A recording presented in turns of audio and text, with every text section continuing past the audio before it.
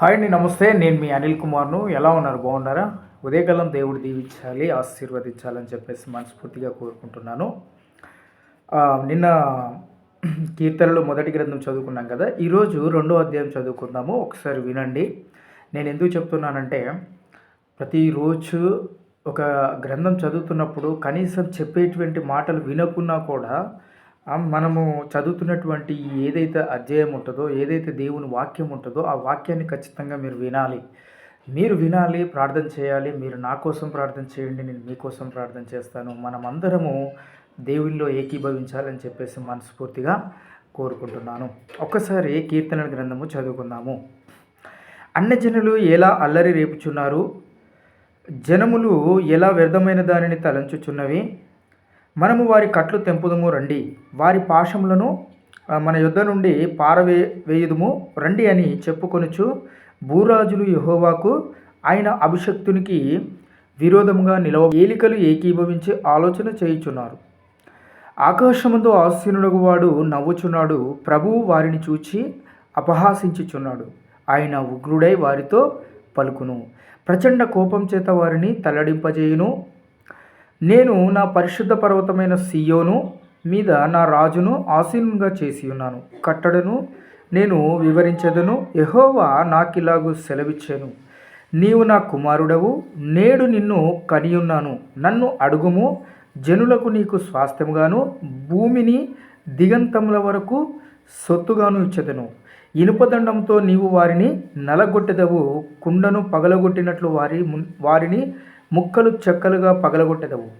కాబట్టి రాజులారా వివేకులై యుండుడి, బోధనందుడి, భయభక్తులు కలిగి యెహోవాను సేవించుడి. గడగడ వణుకుచు సంతోషించుడి.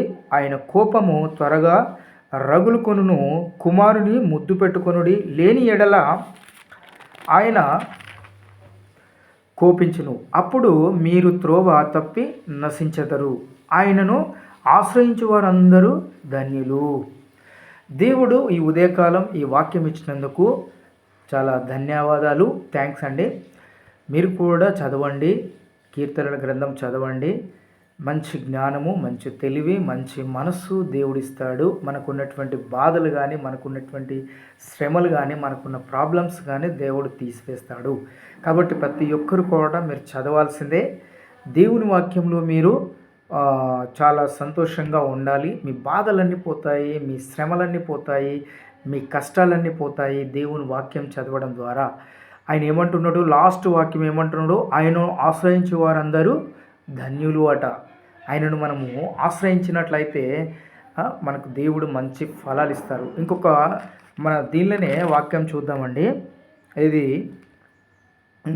ఆయనకు 11వ వచనంలో భయభక్తులు కలిగి యెహోవాను సేవించుడి అని దేవుని యొక్క వాక్యం ఉంది. గడగడ వణుకుచు సంతోషించుడి.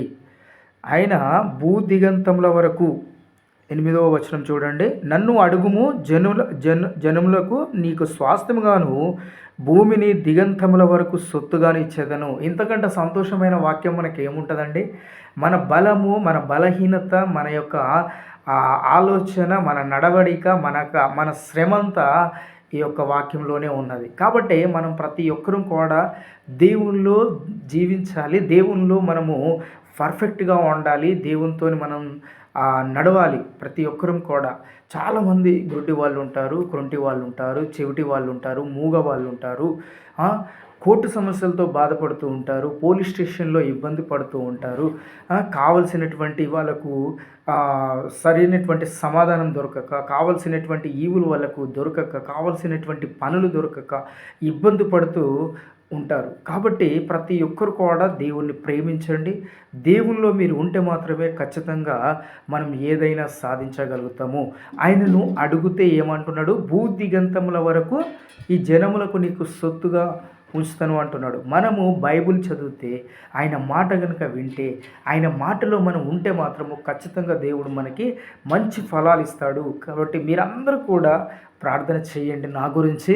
మీరు అందరూ కలిసి నా గురించి ప్రార్థన చేశాడనుకోండి, అరే ఈయన గురించి ఎందుకు ప్రార్థన చేస్తున్నాడని చెప్పేసి దేవుడు వింటాడు కదా.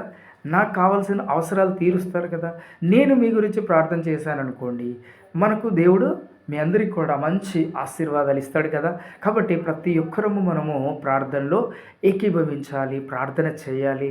ప్రార్థనలో మనం సంతోషంగా ఉన్నట్లయితే దేవుడు మనల్ని ఆశీర్వదిస్తాడు. కీర్తనల గ్రంథము 2వ అధ్యాయము మీరు తప్పకుండా చదవండి.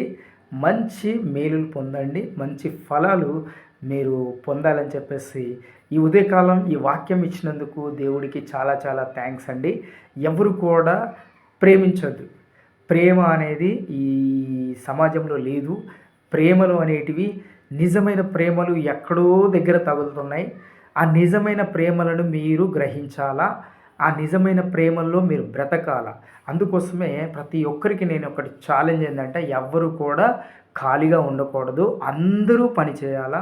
అందరూ పని చేసినప్పుడు మాత్రమే మన ఇంట్లో చాలా సంతోషంగా ఉంటాం, సమాధానంగా ఉంటాం, చాలా మంచి స్వచ్ఛమైన మైండ్తో, స్వచ్ఛమైన ఆలోచనతో ఉంటామని చెప్పేసి ఈ ఉదయకాలము దేవుడు ఈ వాక్యం ఇచ్చినందుకు అందరికీ దేవుని తరపున మీ అందరికీ చాలా ధన్యవాదాలు తెలియజేసుకుంటున్నాను. మరొక మంచి వీడియోతో మీ ముందుంటాను. Thank you.